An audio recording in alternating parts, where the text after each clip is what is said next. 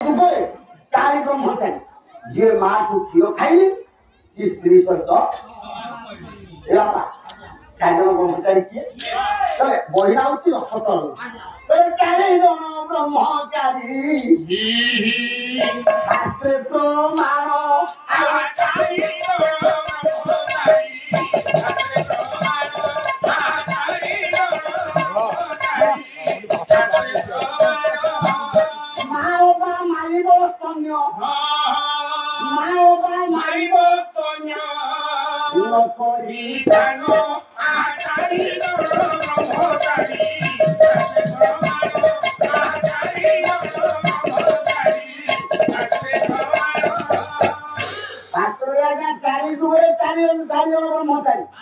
जे माँ तो क्षीर खाइनी कि स्त्री सहित विवाह सत्य जुगे ब्रह्मचारी किए यहाँ अनेक मंत्री मत प्रश्न पचारि सुख मु सार को गौर सार को फोन माध्यम पचारि कहली सारे सुखदेव कौ जुगर सारे कहले सत्य जुगर मुझे नाई आज्ञा सुखदेव बाप जुग चार पांचटा मंत्री मत लोक कहले कि जहाँ सार को कोटि कोटि नमन बाहर करके यूट्यूब मो बाबू पठेदेले सुखदेव कौ जुगर नहीं सारे सत्य जुगर ब्रह्मचारी से महाराजा सुख सत्य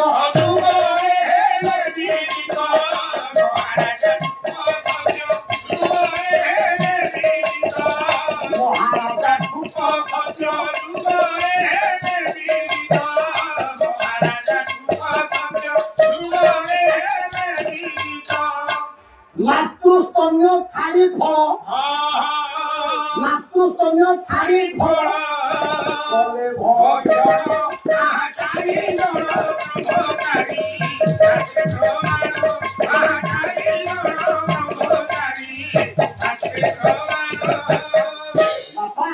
सत्य जुगर ब्रह्मचारी सुखदेव त्रेता जुगर ब्रह्मचारी किए त्रेतारे भी रक्त विष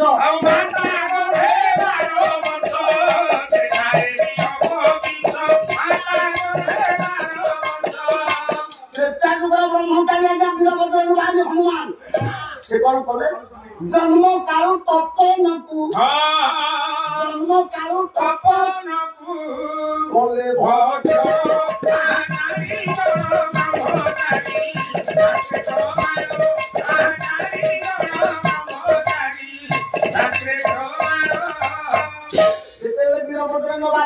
हनुमान जन्म ने जन्म हो माँ अंजना कले माँ मुझे खाइबी माँ अंजना चिंता कले मो पुओ को तो सब प्रकार खाद्य चर्ब्य तस्य रेह पेय चार प्रकार खाद्य मो पुओर कौन भाव पड़ा मो पुओ जन्म हो खाइबा लगे माँ अंजना चिंता कले अज्ञान शिशुटा सब सीना खाई अलगा हो जाए मेन बड़टा ना ना कौन ना ज्ञान ना अज्ञान पियाटा ज्ञान प्रतीक किए सूर्यदेव तेणु माँ अंजना हनुमान को कहले कहले बापा पूर्व आकाश लाल तुमको फलटे फली जाए फलटा को खाईद सूर्य को गला फल भाविक आज्ञा भक्षण कला मार क्षीर हनुमान खाइले किंतु विवाह करना आजीवन ब्रह्मचारी किंतु यूट्यूब रे मोबाइल यूट्यूब रे मारिदेले सारे कहले हनुमान स्त्री ना सुभद्रा बोली आप मारी के देखो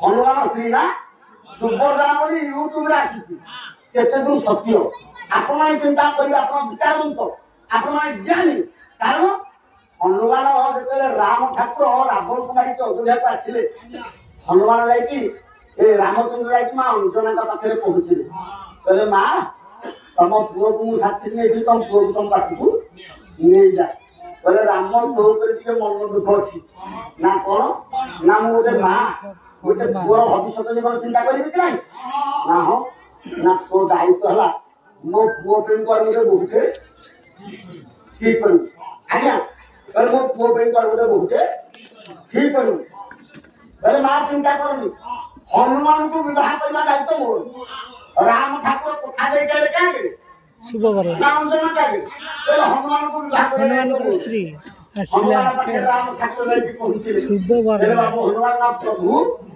ନା ମା କହିଛନ୍ତି ତାଙ୍କୁ ଟିକେ ଅନ୍ତିମ ସମୟରେ ସୁଖରେ ଟିକେ ଦେଇକି ଜୀବନ ଯାପନ କରିବାର ସୁଯୋଗ ଦେ। ନା ମୁଁ କଣ କଲେ ମୋ ମା ସୁଖୀ ହେଇପାରିବ? ନା ତୁ ଗୋଟେ କାମ କର, ତୁ ଗୋଟେ ବିବାହ କର। ହନୁମାନ କହିଲା ପ୍ରଭୁ ଠିକ ଅଛି, ମୁଁ ବିବାହ କରିବି। ହନୁମାନ ଆଜ୍ଞା ରାଜି ହେଇଗଲା। କାହା କଥାରେ? ପ୍ରଭୁଙ୍କ କଥାରେ ହେଇଗଲେ ଯେ ପ୍ରଭୁ କାହାକୁ ବାହାରିବି, ଯାହାକୁ ବାହାରୁ ତାର ଗୋଟେ ପ୍ଲାନେଟ ଥିବା ଦରକାର। ନା କଣ? ନା ଏ ବିଶ୍ୱ ଭିତରେ ଏ ସଂସାରରେ ମୋ ବାପା ବୟସ ନ କରିଥିଲେ ଯାହାକୁ ମୁଁ ବିବାହ କରିବି ତାହାକୁ।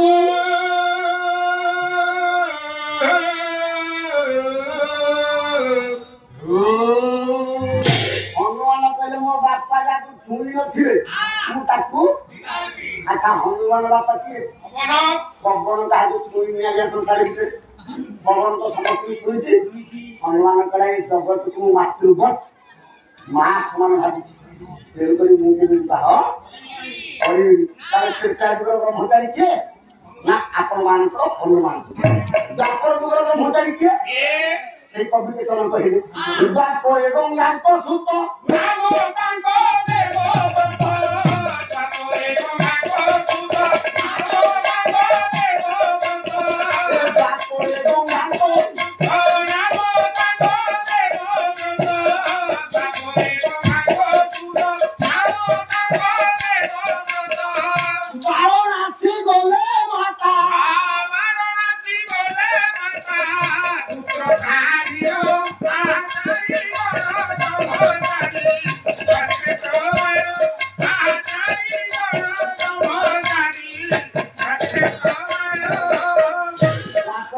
ব্রহ্মচারী দেবব্রত যাকে আপনারা ভীষ্ম নাম না জানিଛନ୍ତି।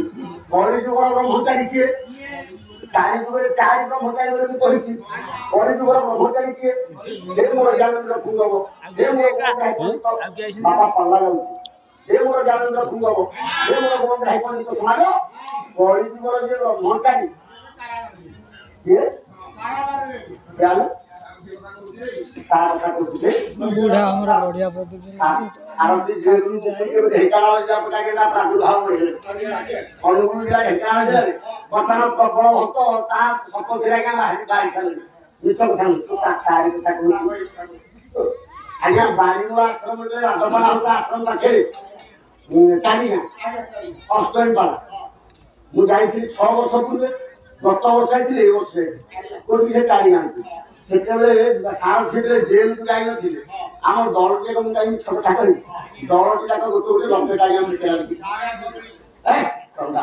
ଲକ୍ଷେ ତ ଗୋଟେ ସମସ୍ତେ ଆଣିକି ପକେଇ ସାରିବା ପରେ ଯେତେବେଳେ ଜେଲକୁ ଗଲା ସେ ଲୋକଟିକୁ ନେଇକି ପୁଣି ଆମେ ସୁବିଧା କହିବି। ଇଏ ମିଛ କଥା ନୁହେଁ, ଅପ୍ରିୟ ସତ୍ୟ କଥା ଆଜ୍ଞା। ଆରେ ସେ ସାରଥି ହେଇପାରିବ ବ୍ରହ୍ମଚାରୀ? ସିଏ ପଲଙ୍କ ସେବା କରୁছে ବ୍ରହ୍ମଚାରୀ ହବ? ପୁଣ୍ୟର ମାଷ୍ଟମୀ ତିଥିରେ ଆସିଲେ ଅନେକ ଭକ୍ତ ପ୍ରବଳ ଭାନ ଭାନ ଅନେକ ଭକ୍ତ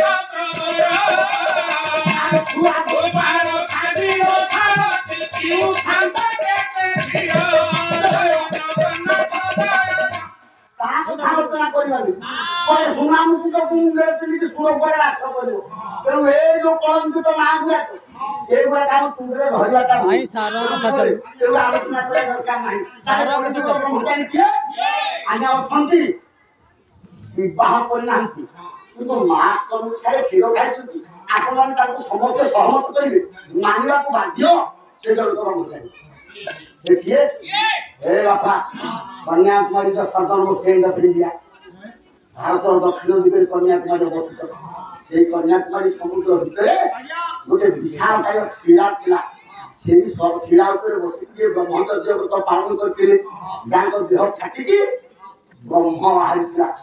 ଆଜ୍ଞା ସେ ଆଉ କେହି ତାଙ୍କ ନାଁରେ ସେ କନ୍ୟାକୁମାରୀ ଶିଳା ନାଁଟା ତାଙ୍କ ନାଁରେ ଆଜ୍ଞା ହେଇଯାଇଛି। ସେ କିଏ? ଏହି କଳି ଯୁଗେ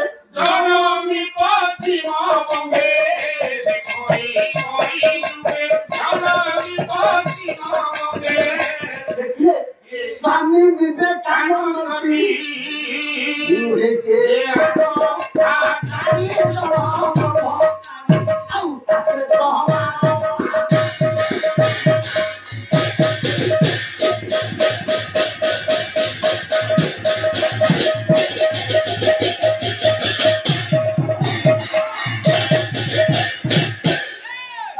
ବିବେକାନନ୍ଦ ହଉଛନ୍ତି ବ୍ରହ୍ମଚାରୀ ଆଉ ଅନ୍ୟ ଆଜ୍ଞା ବ୍ରହ୍ମଚାରୀ ବିବେକାନନ୍ଦ ବୋଲି ଆମେ ସମସ୍ତେ ଜାଣିଛେ ତେଣୁ ଏ କଥାକୁ ଆମେ କେହି କାଟିପାରିବା ନାହିଁ ଏ ମୋର ଜ୍ଞାନେନ୍ଦ୍ର ଭୂଙ୍ଗବ ଏ ମୋର ଗୁଣ ଗାଇ ପଣ୍ଡିତ ଏଇଠି